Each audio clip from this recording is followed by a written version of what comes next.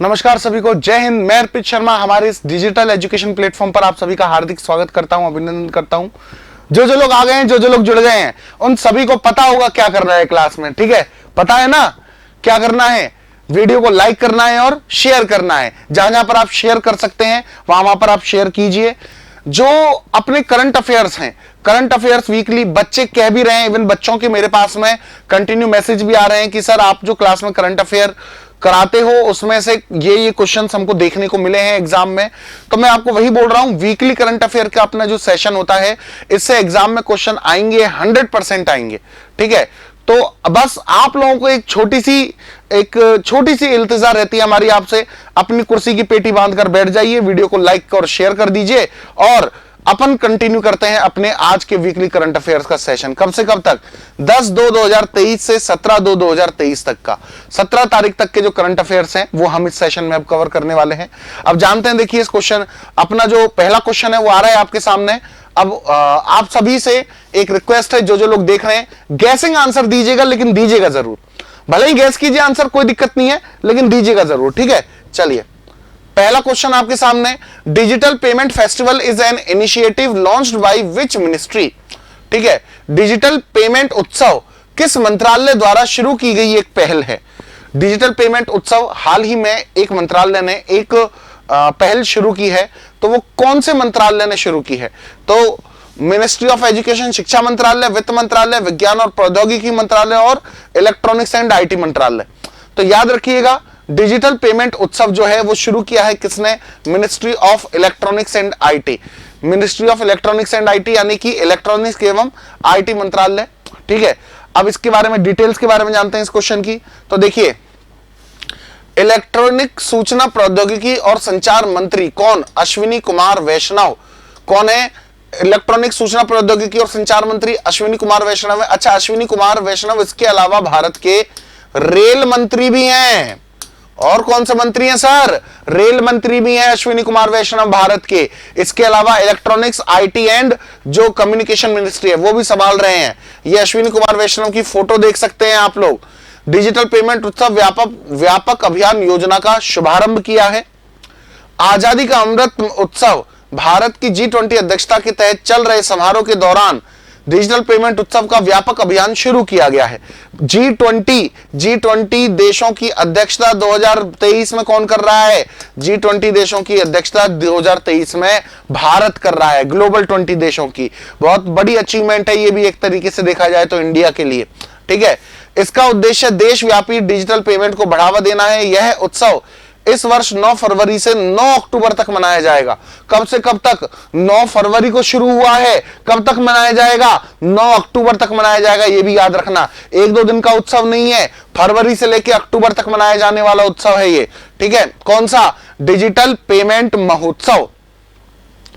इसके तहत G20 digital आर्थिक कार्य समूह आयोजन शहरों लखनऊ, हैदराबाद, पुणे और बेंगलुरु पर अधिक ध्यान दिया गया है। मेन फोकस सिटी कौन कौन सी रखी गई हैं? मेन फोकस सिटी इसमें लखनऊ, हैदराबाद, पुणे और बेंगलुरु रखी गई हैं। इससे पहले 5 दिसंबर 2021 से 5 मार्च 2022 तक डिजिटल पेमेंट उत्सव का आयोजन किया गया था। देखिए, डिजिटल पेमेंट उत्सव का जो फेज 1 था वो कब से कब तक आयोजित हुआ था? 5 दिसंबर 2021 से 5 मार्च 2022 तक। ठीक है, और अब कब किया गया है इसका आयोजन? इसका आयोजन अब किया गया है 9 फरवरी से लेकर कब तक? 9 अक्टूबर तक इसका आयोजन किया गया है। ये आप देख सकते हैं, डिजिटल पेमेंट महोत्सव जो मनाया गया है उसका जो एक थंबनेल है, उसका लोगो है, वो भी देख सकते हैं आप लोग। चलिए, तो डिजिटल पेमेंट उत्सव इसकी शुरुआत किसने की है भैया? आईटी मिनिस्ट्री ने की है। कौन है? अश्विनी कुमार वैष्णव है। कब से कब तक मनाया जाएगा? 9 फरवरी से 9 अक्टूबर तक मनाया जाएगा। चलिए बढ़ते हैं इस अगले क्वेश्चन की तरफ। अगला क्वेश्चन ये रहा आपके सामने। इंटरनेशनल क्रिकेट के तीनों फॉर्मेट में 30 साल की उम्र के बाद डेब्यू करने वाले पहले भारतीय क्रिकेटर कौन बने हैं? 30 साल की उम्र के बाद में डेब्यू किया है क्रिकेट के तीनों फॉर्मेट में, लेकिन आए हैं ना, तो वही चीज है भैया, शुरुआत भले ही लेट करो लेकिन धमाकेदार हो। ठीक है, शुरुआत धमाकेदार हो, बस वही किया उन्होंने। लेट हुई है पर धमाकेदार हुई है। कौन? भारत के अभी के टाइम पर T20 नंबर 1 विश्व में T20 नंबर 1 बैट्समैन कौन है? T20 number 1 batsman Surya Kumar Yadav हैं, जिन्होंने अभी 30 साल की उम्र के बाद में डेब्यू किया है क्रिकेट के तीनों फॉर्मेट में। ठीक है, तो वो जो कहावत है ना बेटा, जो हम बोलते हैं, ठीक है, हम लोग ही बोलते हैं कि अब तो हमारी उम्र हो गई है। उम्र, देखिए एक चीज याद रखना, टैलेंट जो होता है वो उम्र का मोहताज नहीं होता है, ये चीज हमेशा याद रखना। Age is just a number, कहने वाले लोगों ने यूं ही नहीं कहा है। KFC की शुरुआत जो है वो 60 साल की उम्र में की थी उनके ओनर ने, लेकिन आज देखिए कहां पर है KFC। वैसे ही सूर्य कुमार यादव ने भी 30 के बाद में डेब्यू किया, लेकिन क्या डेब्यू किया आप भी देख सकते हैं। ठीक है, तो याद रखिएगा, age is just a number, शुरुआत करने की कभी कोई उम्र नहीं होती है। चलिए जानते हैं डिटेल्स के बारे में। तो भारत के स्टार बल्लेबाज सूर्य कुमार यादव 30 साल की उम्र के बाद इंटरनेशनल क्रिकेट के तीनों फॉर्मेट में डेब्यू करने वाले भारत के पहले क्रिकेटर बन गए हैं। अच्छा, इनसे पहले सबसे उम्रदराज डेब्यू का जो रिकॉर्ड था वो फारूक इंजीनियर के नाम था। किसके नाम था? फारूक इंजीनियर। ठीक है, अच्छा, लेकिन सबसे ज्यादा उम्र का जो रिकॉर्ड है वो अभी फारूक इंजीनियर के नाम पर ही है। 36 ईयर की एज में फारूक इंजीनियर ने डेब्यू किया था अपना, लेकिन उस समय तक T20 फॉर्मेट नहीं हुआ करता था। देखिए यहां पर तीनों फॉर्मेट की बात हो रही है। तीनों फॉर्मेट का मतलब T20, वनडे और टेस्ट क्रिकेट, तीनों। ठीक है, उस समय T20 नहीं हुआ करता था, उस समय तक टेस्ट क्रिकेट ही हुआ करता था। तो 36 साल की एज में फारूक इंजीनियर ने क्या किया था? डेब्यू किया था। वो सबसे ओल्डेस्ट क्रिकेटर है, लेकिन तीनों फॉर्मेट में 30 की बाद उम्र में डेब्यू करने वाले क्रिकेटर सूर्य कुमार यादव हैं। उन्होंने अपना डेब्यू 32 साल और 148 दिन की उम्र में ऑस्ट्रेलिया के खिलाफ किया। अभी ऑस्ट्रेलिया के खिलाफ टेस्ट सीरीज चल रही है। इस टेस्ट सीरीज में क्या बोलते हैं, पहला जो टेस्ट है वो भारत जीत चुका है, दूसरा टेस्ट जो है वो चल रहा है, कांटे की टक्कर चल रही है। सूर्य कुमार ने 30 साल 181 दिन की उम्र में T20 का डेब्यू किया था। सूर्य कुमार यादव के साथ विकेटकीपर बल्लेबाज KS भरत ने भी अपना डेब्यू किया। KS भरत कहां से आते हैं? KS भरत कर्नाटक से आते हैं। और ये सूर्य कुमार यादव की फोटो है और ये KS भरत की फोटो है, दोनों देख सकते हैं आप। KS भरत ने भी अपना टेस्ट डेब्यू किया है। कौन से टेस्ट में? ऑस्ट्रेलिया के विरुद्ध पहले टेस्ट में, जिसे भारत ने जीता है। ठीक है, सूर्य कुमार को रवि शास्त्री कौन है? भारतीय टीम के कोच हैं। रवि शास्त्री भारतीय टीम के कोच हैं। और भरत को चेतेश्वर पुजारा से डेब्यू कैप मिली। ठीक है, KS भरत को किससे? चेतेश्वर पुजारा, भारत की द ग्रेट वॉल। या तो देखिए, ग्रेट वॉल भारत में किसको कहा जाता है? या तो राहुल द्रविड़ को ही कहा जाता है या फिर चेतेश्वर पुजारा को ही कहा जाता है। तो चेतेश्वर पुजारा ने KS भरत को और रवि शास्त्री ने सूर्य कुमार यादव को उनकी जो टेस्ट कैप है वो प्रदान करी। तो 30 की उम्र के बाद में तीनों फॉर्मेट में डेब्यू करने वाले जो क्रिकेटर हैं भारत के, वो पहले क्रिकेटर कौन बन गए हैं? सूर्य कुमार यादव बन गए हैं। चलिए अगला क्वेश्चन, किस देश की सरकार ने 18 वर्ष और उससे अधिक की आयु के सभी नागरिकों को कोविड-19 वैक्सीन की 5वीं खुराक, भारत में तीसरी नहीं लगी है लोगों के। ठीक है, मतलब शुरू देखिए, गवर्नमेंट ने बूस्टर डोज देने की अनाउंसमेंट की है, दिए भी जा रहे हैं, लेकिन पूरी पॉपुलेशन को नहीं लगे हैं। इधर 5वीं खुराक देने की घोषणा की गई है। कहां पर की गई है? तो कोविड-19 की 5वीं खुराक देने वाला विश्व का जो देश बना है वो कौन सा बना है? ऑस्ट्रेलिया बना है, जो कि एक महाद्वीप होने के साथ साथ एक देश भी है। एक महाद्वीप भी है ऑस्ट्रेलिया और एक देश भी है। चलिए अब जानते हैं इस क्वेश्चन की डिटेल्स के बारे में। तो देखिए, ऑस्ट्रेलिया सरकार ने 18 वर्ष या उससे अधिक आयु के सभी नागरिकों को कोविड-19 वैक्सीन की 5वीं खुराक देने का निर्णय किया है। वैक्सीन की 5वीं डोज दी जाएगी। ऑस्ट्रेलियाई स्वास्थ्य मंत्री मार्क बटलर ने कहा कि इस फैसले पर बूस्टर शॉट के लिए योग्यता का विस्तार हुआ है और इसमें करीब 1.4 करोड़ लोग शामिल हैं। पहले ये जो है ये 21 वर्ष से अधिक उम्र के लिए थी, लेकिन इसको घटाकर कितना कर दिया है? 18 वर्ष कर दिया है। और इसमें 1.4 करोड़ लोग एक्स्ट्रा ऐड हो गए हैं ऑस्ट्रेलिया में। ऑस्ट्रेलिया कोरोना वायरस के खिलाफ सबसे अधिक टीकाकरण करने वाले देशों में से एक है। सबसे ज्यादा टीके जो लगाए गए हैं पूरे विश्व में वो ऑस्ट्रेलिया में, मतलब जिन देशों में लगाए गए हैं उनमें ऑस्ट्रेलिया भी एक देश है। ऑस्ट्रेलिया में अब तक 16 वर्ष की आयु से ऊपर 95% लोगों का टीकाकरण की 2 खुराक दी जा चुकी हैं। 16 वर्ष से अधिक आयु के जो लोग हैं उनको 95% लोगों को कम से कम 2 डोज तो दी ही जा चुकी हैं। ठीक है, ऑस्ट्रेलिया सरकार ने 1 नवंबर 2021 को भारत की कोवैक्सीन को कोविड-19 की वैक्सीन के रूप में मान्यता दी थी। कोवैक्सीन भारत की कोवैक्सीन है। ठीक है, कोवैक्सीन किसने बनाई है? फाइजर इंडिया ने। फाइजर इंडिया ने कोवैक्सीन का निर्माण किया है, और जो कोवैक्सीन है, इस कोवैक्सीन को ऑस्ट्रेलियाई गवर्नमेंट ने अपने देश में एक कोविड वैक्सीन के रूप में मान्यता प्रदान करी थी। कब प्रदान करी थी? 1 नवंबर 2021 को। तो ऑस्ट्रेलिया में जो वैक्सीन लगाई जा रही हैं उनमें से कोवैक्सीन भी एक है, ठीक है, याद रखिएगा। और एंथनी अल्बनीज 2022 में ऑस्ट्रेलिया के नए प्रधानमंत्री चुने गए थे। इनसे पहले कौन थे सर? एंथनी अल्बनीज तो कब चुने गए हैं? 2022 में चुने गए हैं। एंथनी अल्बनीज से पहले कौन थे? एंथनी अल्बनीज से पहले थे स्कॉट मॉरिसन। कौन थे? स्कॉट मॉरिसन थे। एंथनी अल्बनीज से पहले कौन थे? स्कॉट मॉरिसन थे। कहां के? स्कॉट मॉरिसन थे ऑस्ट्रेलिया के प्रधानमंत्री, ठीक है। ये एंथनी अल्बनीज की फोटो देख सकते हैं आप लोग, और ये ऑस्ट्रेलिया कहां पड़ता है वर्ल्ड लोकेशन में आप देख सकते हो। यहां पर इंडिया है, और ये इंडिया के नीचे इस साइड में जाएंगे तो ये क्या पड़ता है आपके? ये पड़ता है आपके ऑस्ट्रेलिया, ठीक है, याद रखिएगा। चलिए, अच्छा, ऑस्ट्रेलिया से जुड़ी हुई एक चीज और बताते हैं आपको आज, अभी करंट अफेयर से रिलेटेड है। तो देखिए, ऑस्ट्रेलिया में क्या हुआ है भैया? ऑस्ट्रेलिया में सेंट्रल बैंक ऑफ ऑस्ट्रेलिया ने हाल ही में घोषणा की है कि वह अपने $5 के बिल से, $5 के बिल या नोट से, हम ये कह सकते हैं $5 के नोट से ब्रिटिश सम्राट का चेहरा हटा रहा है।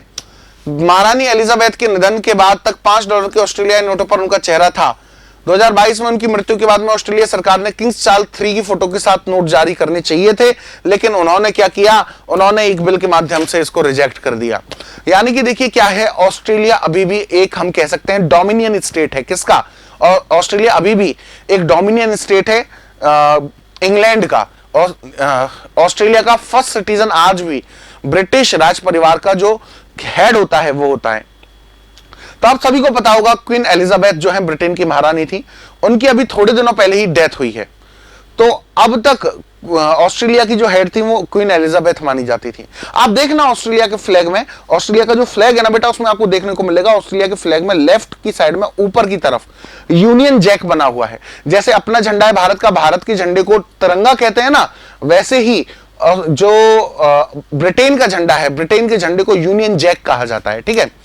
तो यूनियन जैक जो है वो बना हुआ है ऑस्ट्रेलिया के झंडे के ऊपर। ऑस्ट्रेलिया आज भी एक डोमिनियन स्टेट है, किसका? ब्रिटेन का, लेकिन वो केवल एक प्रतीकात्मक है, वास्तविकता में नहीं है। तो ऑस्ट्रेलिया के $5 के नोट पर अभी तक किसकी फोटो छपती आ रही थी? ब्रिटिश राज परिवार के मुखिया की फोटो छपती आ रही थी। अभी तक कौन थी? अभी तक थोड़े दिनों पहले तक क्वीन एलिजाबेथ थी। आप देख सकते हैं $5 का नोट ऑस्ट्रेलिया का, क्वीन एलिजाबेथ की फोटो बनी हुई है। तो क्वीन एलिजाबेथ की अभी थोड़े दिनों पहले डेथ हो गई। तो रूल्स के अकॉर्डिंग क्या होना था? रूल्स के अकॉर्डिंग होना यह था कि ऑस्ट्रेलियन गवर्नमेंट को अपने यहां पर $5 का जो नोट है उस पर क्वीन एलिजाबेथ की फोटो हटाकर किंग चार्ल्स की फोटो लगानी थी, लेकिन किंग चार्ल्स 3rd की फोटो लगानी थी। लेकिन ऑस्ट्रेलिया ने इसके लिए क्या कर दिया? ऑस्ट्रेलिया ने इससे इनकार कर दिया। अपनी पार्लियामेंट में एक बिल पेश किया, और उस बिल में क्या अनाउंसमेंट की गई? उस बिल में अनाउंसमेंट की गई कि ऑस्ट्रेलिया अब से जो क्वीन एलिजाबेथ की फोटो वाले नोट हैं या ब्रिटिश राज परिवार की फोटो वाले नोट हैं, उनका प्रयोग नहीं करेगा। नया नोट निकालेगा, उस पर किसी और की फोटो देगा जो एक ऑस्ट्रेलियन ही होगा। यह तय किया गया है, ठीक है। गुलामी के प्रतीकों को हटाने की कोशिश की जा रही है ऑस्ट्रेलिया में, जो कि एक अच्छी बात भी है, ठीक है।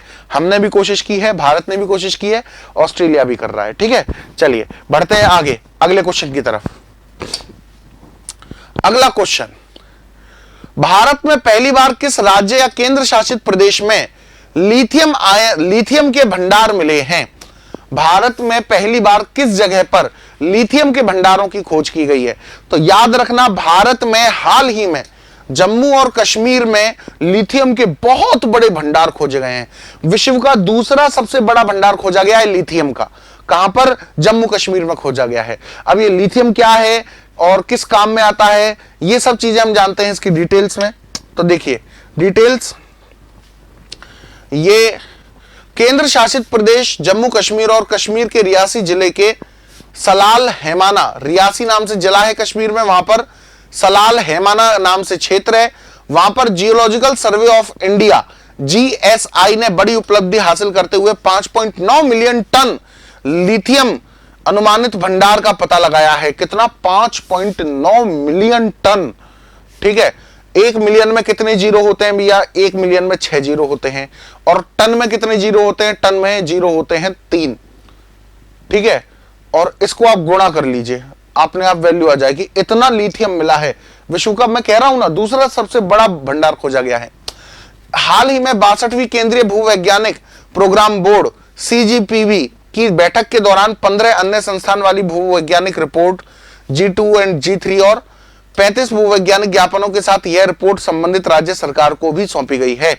यानी कि जो जियोलॉजिकल सर्वे ऑफ इंडिया है उसकी एक मीटिंग हुई थी और उस मीटिंग में यह डिसाइड किया गया और इसकी जो रिपोर्ट है वो सौंपी गई किसको? इसकी जो रिपोर्ट है वो सौंपी गई जम्मू कश्मीर की स्टेट गवर्नमेंट को। वहां पर स्टेट गवर्नमेंट तो है नहीं, वहां पर किसका शासन चलता है? उपराज्यपाल का शासन चलता है। ठीक है, अपनी कुर्सी की पेटियां बांध कर बैठना। क्यों? क्योंकि अभी थोड़ी देर में अपने पास राज्य और उपराज्यपालों का भी बहुत बड़ा बदलाव हुआ है, उससे क्वेश्चन आने वाला है। ठीक है, चलिए।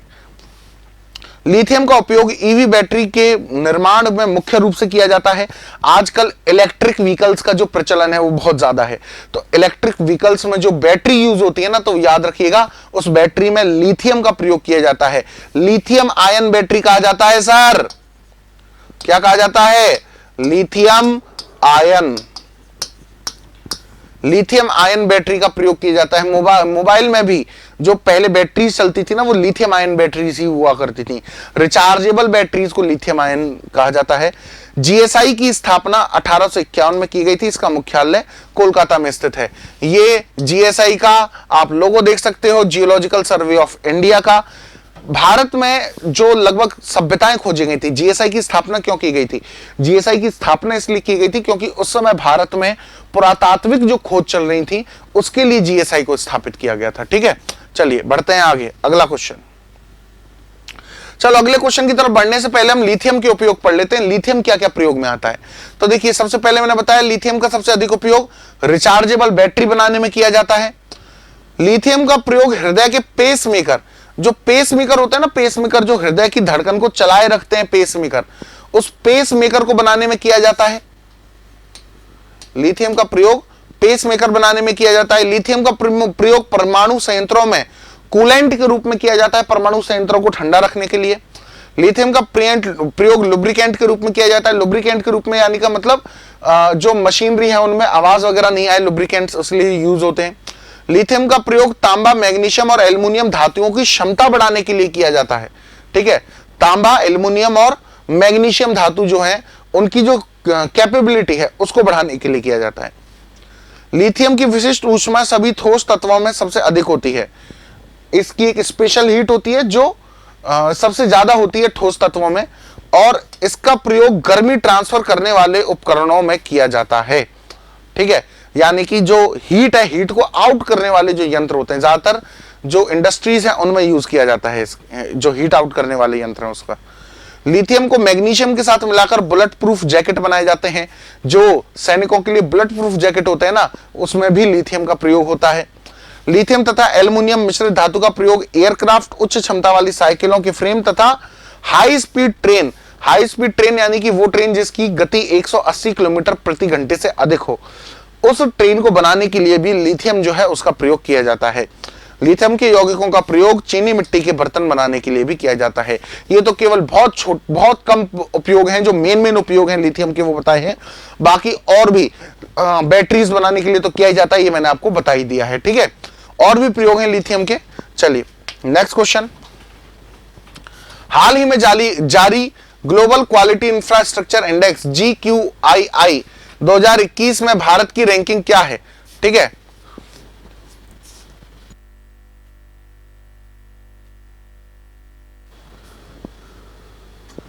बताइए।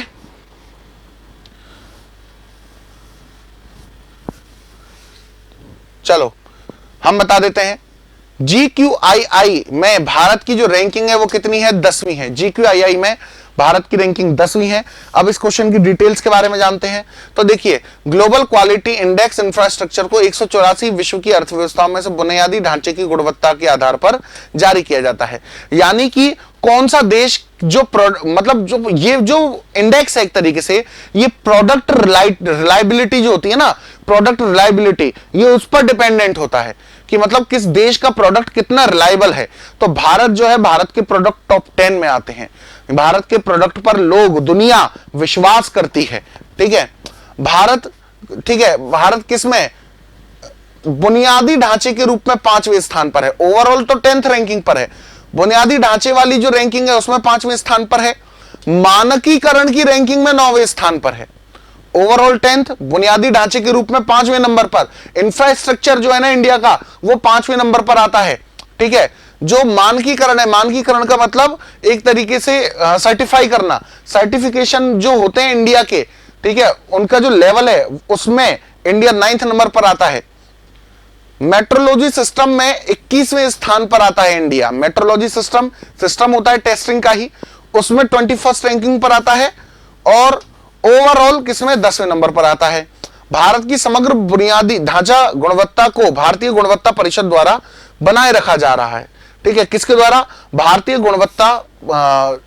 गुणवत्ता परिषद, सरकारी संस्थान है ये। अन्य देशों की रैंकिंग की पता करते हैं हम, तो देखिए अन्य देशों की रैंकिंग में जर्मनी कौन से स्थान पर रहा? जर्मनी इसमें पहले स्थान पर रहा।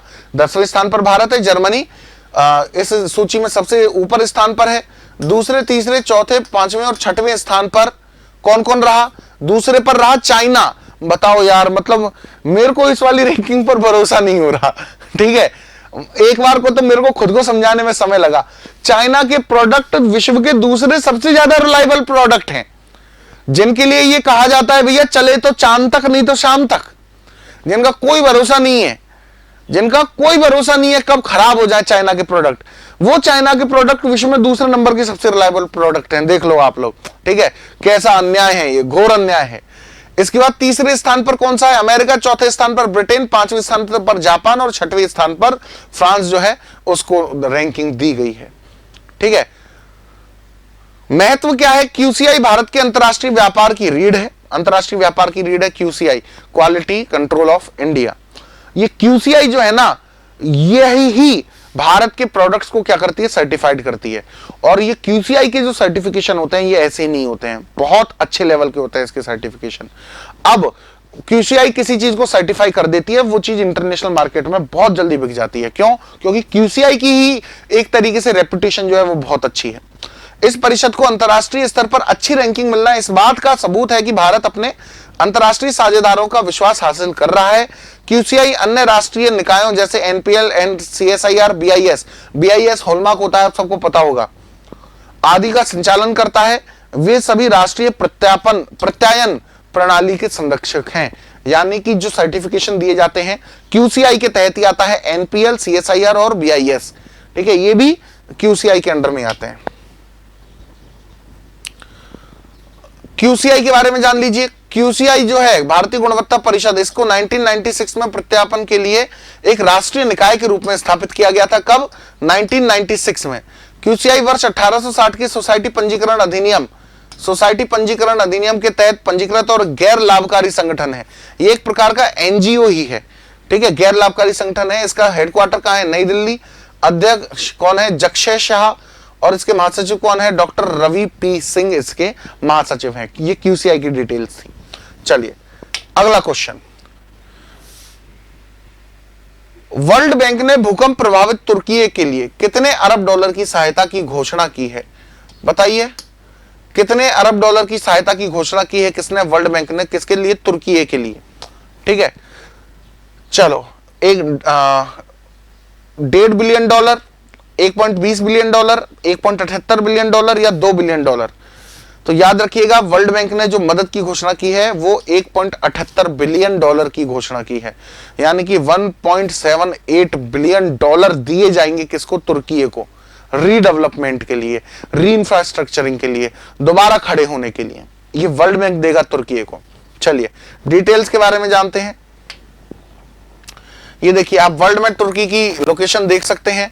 ये तुर्की जो है ये यहां पर पड़ता है, बिल्कुल बीच में। अच्छा, तुर्की उन चुनिंदा देशों में से है जो देश कहां पर पड़ते हैं? जो देश यूरोप में भी पड़ते हैं और एशिया में भी पड़ते हैं। ऐसे बहुत बहुत कम देश हैं जो यूरोप और एशिया दोनों में ही पड़ते हों, इनमें तुर्की भी है। इसके यूरोप वाले भाग को अनातोलिया कहा जाता है। ठीक है, चलिए डिटेल जानते हैं। विश्व बैंक ने भूकंप प्रभावित तुर्की के लिए सहायता और बहाली प्रयासों की मदद के लिए 1.78 अरब डॉलर की घोषणा की है। अच्छा, कई बच्चे बोलेंगे कि सर इसका नाम तुर्की है थोड़ी है, आप तो गलत बोल रहे हो, इसका नाम तो तुर्की है, हमने तो तुर्की पढ़ा है। ठीक है, तुर्की नाम होता है, आप गलत बता रहे हो, तुर्की है जी बेटा। इंफॉर्मेशन के बारे में अपडेटेड रही है। जुलाई 2022 में तुर्की ने अपना नाम बदलकर क्या कर लिया है, तुर्की से इसका नाम हो गया है तुर्कीये। क्या हो गया इसका नाम, तुर्कीये नाम हो गया है जुलाई 2022 से। ठीक है, तुर्की ने 2022 जुलाई में अपना नाम बदलकर तुर्की से तुर्कीये किया है, ये चीज याद रखिएगा। ठीक है, इसके बाद में भूकंप से दक्षिण पूर्वी तुर्की और उसके आसपास के इलाकों में बड़े पैमानों पर नुकसान हुआ है। विश्व बैंक ने दुनिया भर से आपदा जोखिम प्रबंधन में अपने व्यापक अनुभव के आधार पर आपदा की सहायता का अनुमान लगाने, अच्छा आपदा की भयावहता, भयावहता का मतलब कितना भयंकर था, और प्राथमिकता वाले क्षेत्रों की पहचान के लिए त्वरित क्षति मूल्यांकन की शुरुआत कर दी है, यानी कि कितना नुकसान हुआ है तुर्की को इस पूरे भूकंप से। इसके लिए वर्ल्ड ने क्या किया है, वर्ल्ड ने अपनी ऑर्गेनाइजेशंस को भेजा है कि जाओ और पता लगाओ। तुर्की को आकस्मिक आपातकालीन प्रक्रिया घटकों के माध्यम से 780 मिलियन की तत्काल सहायता की पेशकश की गई है। 780 मिलियन डॉलर जो है उसकी सहायता की पेशकश की गई है अभी के टाइम पर, मतलब एक तरीके से तुरंत जो मदद दी जाती है उसके लिए। ठीक है, आकस्मिक आपातकालीन प्रतिक्रिया घटकों के द्वारा, ये एक संस्थान है, उसके द्वारा भारत ने भी ऑपरेशन दोस्त के नाम से एक ऑपरेशन शुरू किया है जिसमें भारत तुर्की की मदद कर रहा है। ठीक है, भारत का वैसे देखा जाए तो दोस्त नहीं है तुर्की। जब भी यूनाइटेड नेशंस में बात आती है तुर्की हमेशा किसके फेवर में वोट देता है, तुर्की हमेशा, तुर्की जो है, या तुर्की ये कह सकते हैं हम, तुर्की हमेशा जो है पाकिस्तान के फेवर में वोट देता है, इंडिया के अगेंस्ट में वोट देता है। ठीक है, लेकिन फिर भी हम तो कौन है भैया, हम तो वो लोग हैं जो अपने दुश्मन को भी क्या मानते हैं, अपना दोस्त मानते हैं। हम अपनी जान के दुश्मन को भी अपनी जान कहते हैं। राहत इंदौरी साहब का एक शेर है बहुत प्रसिद्ध, कौन सा, हम अपनी जान के दुश्मन को भी अपनी जान कहते हैं, मोहब्बत की इसी मिट्टी को हिंदुस्तान कहते हैं। ठीक है, तो ये जो लाइनें हैं ये बिल्कुल भारत पर फिट बैठती हैं। भारत के लिए समर्थक नहीं है तुर्की, दुश्मन है भारत का एक तरीके से देखा जाए तो, लेकिन फिर भी भारत ने ऑपरेशन दोस्त कहकर मदद की है किसकी, तुर्की की। और इसके लिए भारत ने NDRF, national disaster relief force, ठीक है, एनडीआरएफ की जो टीम होती है वो भी भेजी है। एनडीआरएफ की टीम कहां पर, एनडीआरएफ की टीम भेजी गई है तुर्की में मदद के लिए। चलिए बढ़ते हैं अगले क्वेश्चन की तरफ। अगला क्वेश्चन, भारत के किस एथलीट ने एशियन इंडोर एथलेटिक्स चैंपियनशिप में शॉटपुट इवेंट में गोल्ड जीता है? तो याद रखिएगा बेटा, Asian indoor athletics championship indoor होती है, एक इंडोर स्टेडियम के अंदर होती है, और इसमें जो गोल्ड जीता है वो किसने जीता है शॉटपुट में, वो जीता है तजिंदर पाल सिंह तूर ने। किसने, तजिंदर पाल सिंह तूर ने। डिटेल्स जानते हैं इस क्वेश्चन की, तो देखिए एशियन इंडोर एथलेटिक्स चैंपियनशिप में भारत के तजिंदर पाल सिंह तूर ने शॉटपुट इवेंट में 19.49 मीटर थ्रो के साथ गोल्ड मेडल जीता है, जबकि करणवीर सिंह ने 19 मीटर का आंकड़ा पार करने वाले अन्य एथलीट थे, उन्होंने रजत जीता है। यानी कि गोल्ड और सिल्वर दोनों भारत की झोली में आए हैं। गोल्ड किसने जीता है, गोल्ड तजिंदर पाल सिंह ने जीता है, और सिल्वर किसने जीता है, सिल्वर जो जीता है वो करणवीर सिंह ने जीता है। तजिंदर पाल सिंह तूर ने 2018 के एशियाई खेलों और 2019 में आउटडोर एशियाई चैंपियनशिप में गोल्ड जीता था। ये 2018 के जो एशियन गेम्स है ना, और उसमें उसके अलावा 2019 में आउटडोर एशियाई चैंपियनशिप जो होती है उसमें भी तजिंदर पाल सिंह तूर गोल्ड जीत चुके हैं। ट्रिपल जंप में भारत के मौजूदा राष्ट्रीय चैंपियन प्रवीण चित्रवेल ने 16.98 मीटर की जंप लगाकर रजत पदक जीता। ये तजिंदर पाल सिंह तूर हैं, ये प्रवीण चित्रवेल हैं। ठीक है, प्रवीण चित्रवेल नेशनल चैंपियन है किसमें, ट्रिपल जंप में 3 बार जंप लिया जाता है और फिर उसके बाद कूदा जाता है। ठीक है, ये ट्रिपल जंप होता है। चलिए, तो इंडोर चैंपियनशिप में गोल्ड किसने जीता है? जो गोल्ड जीता है तजिंदर पाल सिंह तूर ने। शॉटपुट में सिल्वर किसने जीता? करणवीर सिंह ने। और ट्रिपल जंप में जो सिल्वर है वो किसने जीता? वो जीता प्रवीण चित्रवेल ने, याद रखिएगा। अगला क्वेश्चन, केंद्र शासित प्रदेश लद्दाख के नए उपराज्यपाल के रूप में किसे नियुक्त किया गया है? बताइए, इस क्वेश्चन का आंसर बताइए। लद्दाख के नए उपराज्यपाल कौन बने हैं? बताइए, मैं आपसे जानना चाहता हूं इसका आंसर।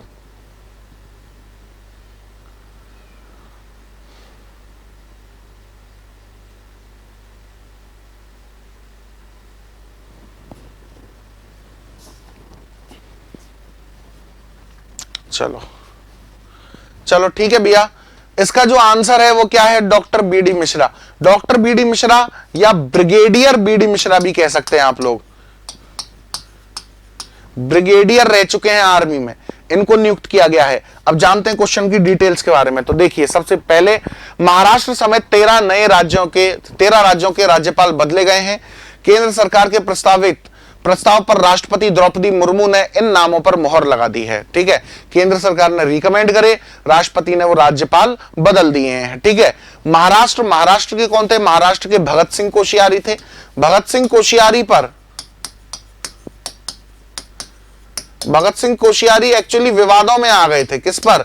भगत सिंह कोश्यारी ने छत्रपति शिवाजी महाराज जो हैं उनके ऊपर एक टिप्पणी कर दी थी, जिसके बाद में ये पूरे महाराष्ट्र की पहली बार ऐसा हुआ था, राज्यपाल पक्ष और विपक्ष दोनों के निशाने पर है। पक्ष के निशाने पर भी थे, विपक्ष के निशाने पर भी थे। इससे पहले भी इन्होंने उत्तर प्रदेश और जो बिहार के कामगार जो काम करते हैं महाराष्ट्र में, उनके ऊपर तंज किया था। मतलब मराठी लोगों को टारगेट करते हुए, उन लोगों को लेकर मराठी लोगों पर टारगेट किया था भगत सिंह कोश्यारी ने, जिसके बाद से वहां के जो पॉलिटिशियन हैं, लोकल पॉलिटिशियन, इवन जो खुद बीजेपी अभी सरकार में है वहां पर, बीजेपी और जो शिवसेना है, ठीक है, जो शिंदे हैं, एकनाथ शिंदे, ठीक है, वो अभी वहां पर सीएम हैं। लेकिन उन्होंने भी इस घटना को कंडेम किया। मतलब घटना को क्या, इन्होंने ये जो बयान था इसको कंडेम किया। तो पहली बार ऐसा हुआ किसी गवर्नर को होम मिनिस्टर से सलाह लेनी पड़ी कि यार क्या करूं अब मैं आगे। तो भगत सिंह कोश्यारी ने उसके बाद अपना रेजिग्नेशन डाल दिया, उनका रेजिग्नेशन एक्सेप्ट किया गया है और अब वो वहां के गवर्नर पद से हट गए हैं। अब देखते हैं, देखिए नियुक्तियां किस किस को मिलेंगी। ठीक है, अब आएगा मजा है। इससे पहले राष्ट्रपति ने महाराष्ट्र के राज्यपाल भगत सिंह कोश्यारी और लद्दाख के उपराज्यपाल राधा कृष्णन माथुर लद्दाख के उपराज्यपाल थे, इन्होंने भी इस्तीफा दिया है स्वास्थ्य कारण से। इन जगहों पर नई नियुक्ति की गई हैं। अब कौन कौन सी जगह पर क्या क्या नियुक्तियां की गई हैं ये जानते हैं। तो देखिए, अरुणाचल प्रदेश में लेफ्टिनेंट जनरल कैवल्य त्रिविक्रम परनाइम अरुणाचल प्रदेश के नए राज्यपाल बनाए गए हैं। इनसे पहले यहां पर कौन थे? बीडी मिश्रा थे। बीडी मिश्रा जिनको अब कहां भेज दिया गया है? जिनको अब लद्दाख भेज दिया गया है। इसके बाद सिक्किम में लक्ष्मण प्रसाद आचार्य को सिक्किम का नया राज्यपाल बनाया गया है। किसकी जगह ली है इन्होंने? गंगा प्रसाद चौरसिया की जगह ली है इन्होंने। चौरसिया का कार्यकाल 7 फरवरी को पूरा हो गया था। प्रधानमंत्री के संसदीय क्षेत्र वाराणसी के रहने वाले लक्ष्मण प्रसाद आचार्य कहां के रहने वाले हैं? बनारस के रहने वाले हैं। और वहीं से जो प्रधानमंत्री नरेंद्र मोदी हैं वो सांसद भी हैं। भाजपा के प्रदेश उपाध्यक्ष होने के साथ साथ यूपी विधान परिषद के सदस्य भी हैं। भाजपा के वर्तमान प्रदेश उपाध्यक्ष हैं और यूपी में विधान परिषद जो है ना, उस विधान परिषद के सदस्य भी हैं। और ये एक जो शिशुशाला होती है, जो आरएसएस है, आरएसएस में जो आदर्श विद्या मंदिर होते हैं, आदर्श विद्या मंदिर में शिशुशाला जो होती है, वहां के टीचर से लेकर एक राज्यपाल बनने तक का सफर तय किया है लक्ष्मण प्रसाद आचार्य ने। ठीक है, जो कि एक अपने आप में इंस्पायरिंग भी है। अगला, झारखंड। बीजेपी के वरिष्ठ नेता कौन? सीपी राधाकृष्णन को झारखंड के नए राज्यपाल के रूप में नियुक्त किया गया है। वह रमेश बैस की जगह लेंगे, जिन्हें महाराष्ट्र का गवर्नर बनाकर भेजा गया है। तो महाराष्ट्र के कौन हो गए? रमेश बैस हो गए, जो अब तक कहां के थे? झारखंड के। और झारखंड में किसको नियुक्ति दे दी? सीपी राधाकृष्णन को दे दी। सीपी राधाकृष्णन कोयंबटूर से 2 बार बीजेपी सांसद रह चुके हैं और तमिलनाडु में वे पार्टी के अध्यक्ष पद की जिम्मेदारी संभाल चुके हैं। तो सीपी राधाकृष्णन बीजेपी के पूर्व अध्यक्ष थे, कहां पर? तमिलनाडु में। हिमाचल प्रदेश की बात करें तो पहाड़ी राज्य हिमाचल प्रदेश को भी नए राज्यपाल मिले हैं। शिव प्रताप शुक्ल को यहां पर नियुक्ति दी गई है। उत्तर प्रदेश से संबंध रखने वाले शिव प्रताप शुक्ला बीजेपी के वरिष्ठ नेता है। मोदी सरकार के पहले कार्यकाल में उन्हें वित्त राज्य मंत्री भी बनाया गया था, यह भी याद रखना। शिव प्रसाद शुक्ल जो हैं, जो राज्यपाल बने हैं कहां के, हिमाचल प्रदेश के, वो मोदी गवर्नमेंट का जो फर्स्ट टेन्योर था 2014 से 2019 तक का, उसमें वो क्या रहे थे, उसमें वो वित्त राज्य मंत्री भी रहे थे। किसका स्थान लेंगे? राजेंद्र विश्वनाथ अर्लेकर की जगह लेंगे। 13 जुलाई 2021 को अर्लेकर हिमाचल प्रदेश के नए राज्यपाल बने थे। कब? 2021 में ही बने थे, लेकिन 2023 में उनको हटा दिया गया है अभी। नेक्स्ट, असम। बीजेपी नेता गुलाब चंद कटारिया को असम का नया राज्यपाल बनाकर भेजा गया है। यहां पर अभी तक कौन थे भैया? जगदीश मुखी थे। असम में अब तक कौन थे राज्यपाल? जगदीश मुखी थे। जगदीश मुखी की जगह पर इनकी तैनाती की गई है। कटारिया की गिनती राजस्थान के दिग्गज बीजेपी नेताओं में होती है। वे वर्तमान में राजस्थान में विधानसभा में नेता प्रतिपक्ष है। नेता प्रतिपक्ष यानी कि नेता विपक्ष है वो अभी, ठीक है, विपक्ष के नेता हैं, लेकिन फिर भी उनको क्या बना दिया गया है? उनको राज्यपाल बना दिया गया है, तो उनको अपना नेता प्रतिपक्ष वाला पद छोड़ना पड़ेगा अब, ठीक है, और राजस्थान की विधानसभा से इस्तीफा भी देना होगा। आंध्र प्रदेश। पूर्व जस्टिस एस अब्दुल नजीर को आंध्र प्रदेश का राज्यपाल बनाया गया है। अब आंध्र प्रदेश के कौन बने हैं? पूर्व जस्टिस रहे थे कहां पर? सुप्रीम कोर्ट में। और फेमस जो राम मंदिर केस था, राम मंदिर केस में भी अब्दुल नजीर जो हैं वो एक जज की बेंच में भी शामिल थे। अब्दुल नजीर वे इस साल 4 जनवरी को सुप्रीम कोर्ट से रिटायर हुए हैं। आंध्र प्रदेश के राज्यपाल के रूप में वे विश्व भूषण हरिचंदन की जगह लेंगे। और याद रखिएगा, राम मंदिर जो केस था, उस केस में जो अब्दुल नजीर हैं वो भी शामिल थे, मतलब केस की जो सुनवाई हुई उसमें वो भी शामिल थे। और किसकी जगह लेंगे? विश्व भूषण हरिचंदन की जगह लेंगे आंध्र प्रदेश में। अगला, छत्तीसगढ़ की राज्यपाल अनुसुईया उइके को भी बदला गया है। उनकी आंध्र प्रदेश के राज्यपाल विश्व भूषण हरिचंदन को तैनाती दी गई है। मतलब विश्व भूषण हरिचंदन जो आंध्र प्रदेश के थे उनको कहां भेज दिया? अब उनको छत्तीसगढ़ भेज दिया। और अनुसुईया उइके जो थी, जो छत्तीसगढ़ की थी, उनको हटा दिया गया है। 84 साल के विश्व भूषण हरिचंदन ओडिशा के वरिष्ठ बीजेपी नेताओं में से एक हैं। मणिपुर की बात करें तो छत्तीसगढ़ की राज्यपाल के रूप में तैनात अनुसुईया उइके को मणिपुर की राज्यपाल बना दिया गया है, ठीक है। अदला बदली चल रही है। वे मणिपुर में तैनात ला गणेशन की जगह लेंगी। अनुसुईया उइके राजनीति में आने से पहले डिग्री कॉलेज में असिस्टेंट प्रोफेसर थी, ठीक है, डिग्री कॉलेज में असिस्टेंट प्रोफेसर थी। 1987 में पॉलिटिक्स में आई और अभी तक पॉलिटिक्स में ही है। इसके बाद नागालैंड। तो नागालैंड की बात करूं तो मणिपुर के राज्यपाल ला गणेशन, जो अब तक कहां के थे, पिछले में ही पढ़ा अभी हम लोगों ने, ला गणेशन को नागालैंड का राज्यपाल बनाकर भेजा गया है। 2021 में उन्हें मणिपुर का राज्यपाल बनाया गया था। मेघालय की बात करूं तो फागू चौहान को मेघालय का राज्यपाल बनाया गया है। वे अभी तक बिहार के राज्यपाल थे। बिहार से कहां भेज दिया गया है? फागू चौहान को मेघालय भेज दिया गया है। फागू चौहान उत्तर प्रदेश के आजमगढ़ जिले के रहने वाले हैं और दिग्गज बीजेपी नेताओं में से एक हैं। वे आजमगढ़ से, ठीक है, आजमगढ़ की एक निकट सीट पड़ती है, वहां पर मेरे को नाम याद नहीं आ रहा है अभी फिलहाल, वहां से 2 बार विधायक भी रह चुके हैं फागू चौहान, ठीक है। चलिए अगला, राजेंद्र विश्वनाथ अर्लेकर को बिहार का नया राज्यपाल बनाया गया है। मैंने बताया ना, फागू चौहान को कहां भेज दिया? फागू चौहान को मेघालय भेज दिया, जो अब तक बिहार के थे।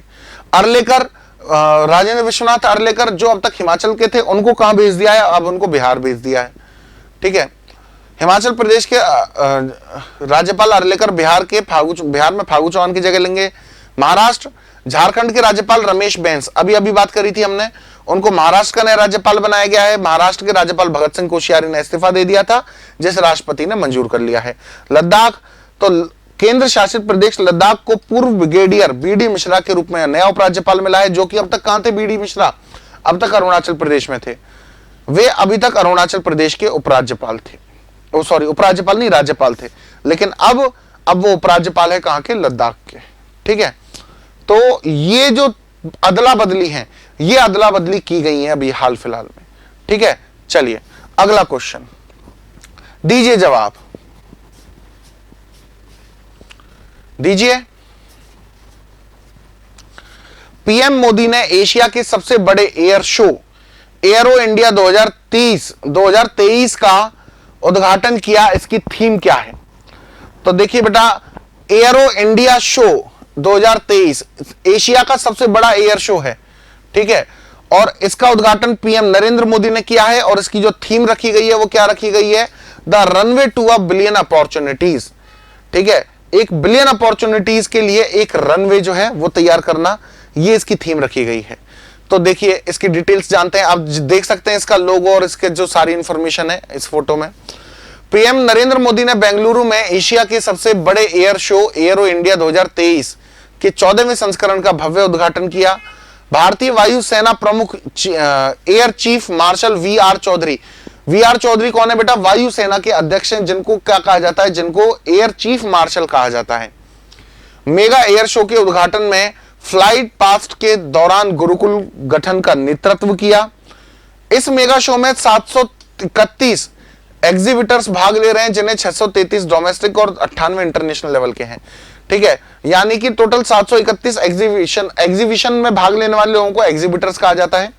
तो इसमें कितने लोगों ने भाग लिया? 731। इसमें से 98 इंटरनेशनल भी हैं, इंटरनेशनल एग्जीबिटर्स भी इसमें आए हैं एयर इंडिया शो में। क्यों? क्योंकि ये एशिया का सबसे बड़ा एयर शो होता है। प्रधानमंत्री कार्यालय के अनुसार एरो इंडिया 2023 का थीम the runway to a billion opportunities है। इस मेगा एरो इंडिया 2023 में 80 से अधिक देश भाग ले रहे हैं। टोटल कितने देश भाग ले रहे हैं? 80 से ज्यादा देश भाग ले रहे हैं, ठीक है। थीम क्या है? Runway to a billion opportunities. चलिए अगला क्वेश्चन, साइक्लोन गैब्रियल को देखते हुए किस देश ने नेशनल इमरजेंसी की घोषणा की है? गैब्रियल एक साइक्लोन है। साइक्लोन किसको कहते हैं भैया? समुद्री तूफान को कहते हैं, और इसको अलग अलग जगह पर अलग अलग नामों से जाना जाता है, ठीक है। तो गैब्रियल जो है साइक्लोन, वो किस देश में आया है? तो हाल ही में गैब्रियल साइक्लोन ने अटैक किया कहां पर? गैब्रियल साइक्लोन ने अटैक किया न्यूजीलैंड पर। अब जानते हैं, देखिए इस क्वेश्चन की डिटेल्स के बारे में। न्यूजीलैंड पर आया है ये। तो देखिए न्यूजीलैंड में साइक्लोन गैब्रियल से उत्पन्न खतरों को देखते हुए न्यूजीलैंड सरकार ने नेशनल इमरजेंसी की घोषणा की है। देखिए नेशनल इमरजेंसी लगाना बहुत बड़ी चीज है, ठीक है। तो एक तूफान के कारण न्यूजीलैंड की गवर्नमेंट ने नेशनल इमरजेंसी की अनाउंसमेंट कर दी है। न्यूजीलैंड में साइक्लोन गैब्रियल को खतरे को देखते हुए देश में तीसरी बार नेशनल इमरजेंसी की घोषणा की गई है। अब तक कितनी बार नेशनल इमरजेंसी लगी थी? इससे पहले केवल 2 बार लगी थी। अब ऐसा इतिहास में हो रहा है कि तीसरी बार नेशनल इमरजेंसी की घोषणा की गई है न्यूजीलैंड में। 2011 के क्राइस्ट चर्च भूकंप बहुत खतरनाक था भैया, मतलब वो भूकंप, मैंने उसकी तस्वीरें देखी हैं, बहुत खतरनाक था वो। उस टाइम पर क्रिकेट सीरीज भी चल रही थी शायद इंडिया की उस जगह पर। 2020 में कोविड महामारी के बाद यह तीसरी आपात स्थिति है। पहली बार कब लगा? 2011 में क्राइस्ट चर्च में भूकंप आया जब। इसके बाद 2020 में लगा जब कोरोना ने पूरे विश्व को परेशान किया। अच्छा, कोरोना से मुक्त होने वाला पहला देश भी कौन सा था भैया? कोविड महामारी से मुक्त होने वाला विश्व का पहला देश, जीरो केस जो रिकॉर्ड किए गए पहली बार कोरोना के, वो न्यूजीलैंड में किए गए कोरोना महामारी शुरू होने के बाद, ठीक है। तो न्यूजीलैंड पहला देश बना था, कोरोना मुक्त पहला देश न्यूजीलैंड था। साइक्लोन गैब्रियल के चलते देश में उत्तरी द्वीप अधिक प्रभावित हुए हैं। देखिए न्यूजीलैंड 2 पार्ट्स में बटा हुआ है, तो इसका जो नॉर्दर्न पार्ट है ना, वो नॉर्दर्न पार्ट ज्यादा इफेक्ट हुआ है इस साइक्लोन से।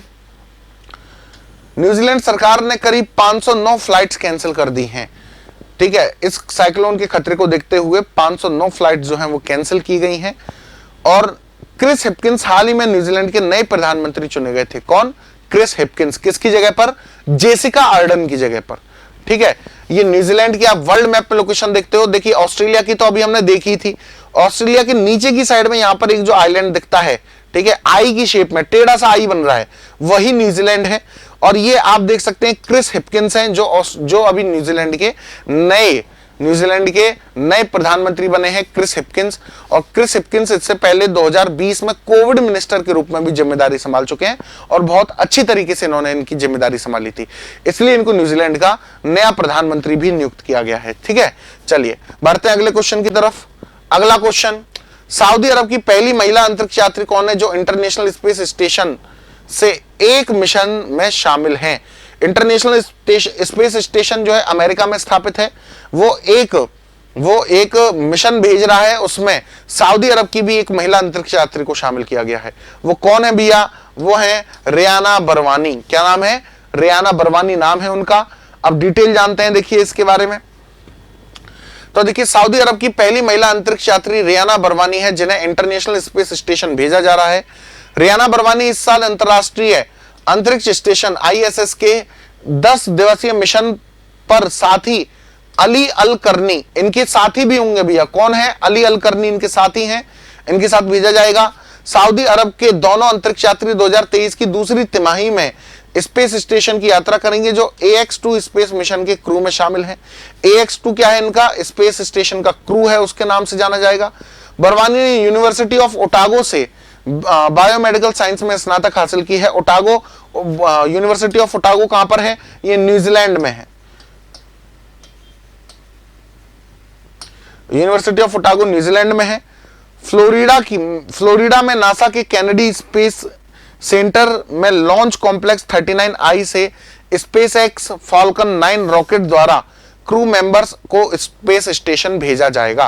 किससे जाएंगी? SpaceX Falcon 9 जो रॉकेट जाएगा उसके थ्रू जाएंगी। अच्छा, SpaceX किसकी कंपनी है? ये भी नाम पता होना चाहिए आपको। SpaceX जो कंपनी है वो किसकी है? SpaceX जो कंपनी है वो है विश्व के सबसे अमीर व्यक्ति कौन? चलिए, एलॉन मस्क। एलॉन मस्क की कंपनी है कौन सी? SpaceX। टेस्ला और SpaceX दोनों ही, ठीक है। अब तो ट्विटर के भी मालिक हैं वो। चलिए नेक्स्ट क्वेश्चन, स्वस्थ मन स्वस्थ घर किस मंत्रालय द्वारा शुरू की गई एक पहल है? ठीक है, हाल ही में एक पहल शुरू की गई है स्वस्थ मन स्वस्थ घर। ये किस मंत्रालय के द्वारा शुरू की गई है? बताइए बताइए। चलिए हम बता देते हैं। ये जो मिशन है ये शुरू किया गया है ministry of health and family welfare, परिवार एवं स्वास्थ्य कल्याण मंत्रालय के द्वारा। अब डिटेल जानते हैं, देखिए इस क्वेश्चन की। स्वस्थ मन स्वस्थ घर नवंबर 2022 से अक्टूबर 2023 तक चलने वाली एक वर्षीय अभियान है। अभी शुरू नहीं हुआ, नवंबर 2022 में शुरू हुआ था, जो अक्टूबर 2023 तक चलेगा। यह आजादी का अमृत महोत्सव मनाने के लिए स्वास्थ्य एवं परिवार कल्याण मंत्रालय द्वारा शुरू किया गया है। यह नई राष्ट्रीय स्वास्थ्य नीति 2017 के अनुरूप है तथा साथ ही यह फिट इंडिया मूवमेंट 2019 पर केंद्रित है। फिट इंडिया मूवमेंट एक मिशन शुरू किया था गवर्नमेंट ऑफ इंडिया ने, उस पर बेस्ड है ये। स्वस्थ मन स्वस्थ घर, स्वस्थ मन स्वस्थ घर ये पहल शुरू की है। अभियान के तहत देश में 1.56 लाख आयुष्मान भारत स्वास्थ्य और कल्याण केंद्रों में हर महीने 14 तारीख को स्वास्थ्य मेलों का आयोजन किया जाएगा। इसमें चेंज देखिए, शुरू तो ये नवंबर 2022 में ही हो गई थी, पर ये इंपॉर्टेंट क्यों है अभी के टाइम पर? ये इंपॉर्टेंट इसलिए है क्योंकि इसमें भी घोषणा की गई है कि 1.56 लाख आयुष्मान भारत जो केंद्र हैं उन केंद्रों पर हर महीने की 14 तारीख को क्या आयोजित किया जाएगा? स्वास्थ्य मेला आयोजित किया जाएगा। स्वास्थ्य मेले का मतलब एक तरीके से जो मिलना जुलना नहीं, स्वास्थ्य मेले का मतलब जो भी मेडिकल चेकअप होता है ना, मेडिकल चेकअप जो है उसके लिए किया जाएगा। स्वास्थ्य व परिवार कल्याण मंत्री कौन है अभी के समय पर? स्वास्थ्य व परिवार कल्याण मंत्री अभी के समय पर मनसुख मंडाविया। ये मनसुख मंडाविया की आप फोटो भी देख सकते हैं, ये स्वास्थ्य एवं परिवार कल्याण मंत्री हैं अभी। अगला क्वेश्चन, भारत के किस IIT के छात्रों ने दुबई में वर्ल्ड गवर्नमेंट समिट में गोल्ड मेडल जीता? ठीक है, तो IIT इंदौर के 2 छात्र हैं, उन्होंने वर्ल्ड गवर्नमेंट समिट जो है उसमें गोल्ड मेडल जीता है। अब कौन कौन से हैं वो 2 छात्र, जानते हैं इसकी डिटेल्स के बारे में। तो देखिए, IIT इंदौर के छात्रों ने दुबई में वर्ल्ड गवर्नमेंट समिट में स्वर्ण पदक जीता है। साथ ही उन्हें अरेबियन दिनार AED का मतलब अरेबियन दिनार है, 1 मिलियन की भी प्रदान किए गए हैं। 1 मिलियन अरेबियन दिनार जो हैं वो दिए गए हैं गिफ्ट के रूप में। IIT इंदौर के नियति तोतला, ठीक है, कौन कौन? नियति तोतला और नील कल्पेश कुमार पारिक। मैंने कहा 2 स्टूडेंट, कौन कौन? नियति तोतला और कल्पेश कुमार पारिक को मिस्र के राष्ट्रपति अब्दुल फतेह अल सीसी द्वारा जो प्रतिष्ठित पदक है वो प्रदान किया गया। इसमें चीफ गेस्ट कौन थे? ठीक है, इसमें चीफ गेस्ट थे अब्दुल फतेह अल सीसी। अब्दुल फतेह अल सीसी कहां के राष्ट्रपति हैं? इजिप्ट के राष्ट्रपति हैं। और एक चीज और याद रखिएगा, 26 जनवरी की परेड में ये आप देख सकते हैं, ये नियति है और ये नील कल्पेश है। ये बीच में जो है, ये बीच वाले जो व्यक्ति हैं ये हैं अब्दुल फतेह अल सीसी, और ये कहां के राष्ट्रपति हैं? मिस्र के राष्ट्रपति हैं। कहां के राष्ट्रपति हैं? मिस्र के राष्ट्रपति हैं। और अब्दुल फतेह अल सीसी 26 जनवरी की जो परेड हुई थी, ठीक है, 26 जनवरी की परेड में भारत के चीफ गेस्ट भी थे। मतलब 26 जनवरी की परेड के चीफ गेस्ट कौन थे? अब्दुल फतेह अल सीसी ही थे। उन्होंने ये अवार्ड प्रदान किया है। इन छात्रों ने ब्लॉकचेन आधारित रसीद जनरेशन ऐप ब्लॉक बिल को डेवलप किया है। एक ऐप बनाई है इन्होंने, कौन सी? ब्लॉक बिल के नाम से। इस ब्लॉक बिल जो है उसको ही दिया गया है माई गवर्नमेंट अवार्ड और माई गवर्नमेंट टेक अवार्ड संयुक्त अरब अमीरात द्वारा वर्ल्ड गवर्नमेंट समिट के हिस्से के रूप में आयोजित एक वार्षिकी पुरस्कार है। ये एक वर्ल्ड मतलब वार्षिकी पुरस्कार है जो सऊदी अरब की गवर्नमेंट द्वारा हर साल दिया जाता है। ठीक है, चलिए बढ़ते हैं अगले क्वेश्चन की तरफ। अगला क्वेश्चन, 12वें विश्व हिंदी सम्मेलन का आयोजन किस देश में किया गया? तो याद रखना 12वें हिंदी सम्मेलन का आयोजन फिजी में किया गया। कहां पर? फिजी। फिजी देश पड़ता है भैया साउथ साइड में है, ऑस्ट्रेलिया जो है उसके पड़ोस में पड़ता है, द्वीपीय देश है एक फिजी। 12वें विश्व हिंदी सम्मेलन का आयोजन फिजी में किया जा रहा है। फिजी के राष्ट्रपति विलियम कोटोनिवेरे और भारत के विदेश मंत्री डॉक्टर एस जयशंकर ने फिजी के नादी में, कौन सी जगह है फिजी में? नादी, विश्व हिंदी सम्मेलन का उद्घाटन किया। इसका उद्घाटन देनाराऊ आइलैंड कन्वेंशन सेंटर में किया गया है। ये कन्वेंशन सेंटर है वहां पर नांदी फिजी में। 15 से 17 कब से कब तक आयोजित किया गया? 15 से 17 फरवरी तक। कहां पर? नांदी में। कहां पर? नांदी कहां पड़ता है? फिजी में। और किस जगह पर? देनाराऊ आइलैंड कन्वेंशन सेंटर पर। 12वें विश्व हिंदी सम्मेलन के लिए विदेश मंत्रालय ने नोडल मंत्रालय के तौर पर कार्य कर रहा है। इस बार के सम्मेलन का मुख्य विषय हिंदी पारंपरिक ज्ञान से कृत्रिम मेधा तक। ठीक है, हिंदी में थोड़ा सा टफ हो गया, इंग्लिश में देखते हैं। Hindi and traditional knowledge of artificial intelligence. Artificial intelligence के लिए जो हिंदी है, ट्रेडिशनल हिंदी है, वो उसकी थीम रखी गई है। पहले विश्व हिंदी सम्मेलन का आयोजन नागपुर में 10 से 12 जनवरी 1975 में किया गया था। पहला विश्व हिंदी सम्मेलन कब से कब तक? 10 से 12 जनवरी तक। कहां पर? नागपुर, महाराष्ट्र में 1975 में आयोजित किया गया था। ठीक है, चलिए आगे बढ़ते हैं। तो देखिए विश्व हिंदी सम्मेलनों की जो सूची है वो इस तरीके से है। पहला सम्मेलन नागपुर भारत में हुआ था 10 से 12 जनवरी 1975। दूसरा कहां पर हुआ था? पोर्ट लुई, मॉरिशस में पड़ता है पोर्ट लुई, वहां पर हुआ था 28 से 30 अगस्त 1976। तीसरा सम्मेलन नई दिल्ली में हुआ था 28 से 30 अक्टूबर 1983। चौथा पोर्ट लुई मॉरिशस, दोबारा पोर्ट लुई मॉरिशस में हुआ था 2 से 4 दिसंबर 1993। पांचवा port of Spain Trinidad and Tobago, ठीक है, वेस्ट इंडीज का एक देश पड़ता है त्रिनिदाद एंड टोबैगो, वहां पर हुआ था 4 से 8 अप्रैल 1996 में। छठवां हिंदी सम्मेलन हुआ था लंदन यूके में 14 से 18 सितंबर 1999। सातवां पारामारिबो सूरीनाम देश पड़ता है, ठीक है, सूरीनाम के राष्ट्रपति भी अभी भारतीय मूल के हैं, बेविल रामखिलावन। 6 से 9 जून 2003 में हुआ था। 8वां न्यूयॉर्क अमेरिका में 13 से 15 जुलाई 2007 में हुआ था। 9वां विश्व हिंदी सम्मेलन जोहान्सबर्ग साउथ अफ्रीका में हुआ था 22 से 24 सितंबर 2012 तक। 10वां विश्व हिंदी सम्मेलन भोपाल में हुआ था भारत में 10 से 12 सितंबर 2015 में। 11वां विश्व हिंदी सम्मेलन वापस से पोर्ट लुई मॉरिशस में हुआ था, कब? 18 से 20 अगस्त 2018 में। ठीक है, तो बेटा ये थे अपने इस 10 तारीख से लेकर 17 तारीख तक के बीच के इंपॉर्टेंट करंट अफेयर्स। ठीक है, अपने इस वीक की सीरीज में बस फिलहाल इतना ही। मिलेंगे आपसे अगले वीक की करंट अफेयर्स की सीरीज में। आई होप आप लोगों को क्वेश्चंस अच्छे लगे होंगे, पसंद आए होंगे। अगर क्वेश्चंस अच्छे लगते हैं, पसंद आते हैं, तो हमारे चैनल को सब्सक्राइब कीजिए, वीडियो को लाइक कीजिए और शेयर कीजिए। ठीक है, मिलेंगे अगले वीडियो के साथ आप लोगों से। तब तक के लिए सभी को नमस्ते और जय Hind. If you really like the video, please hit the like button, share the video, subscribe to our YouTube channel and press the bell icon for the latest updates. Thank you.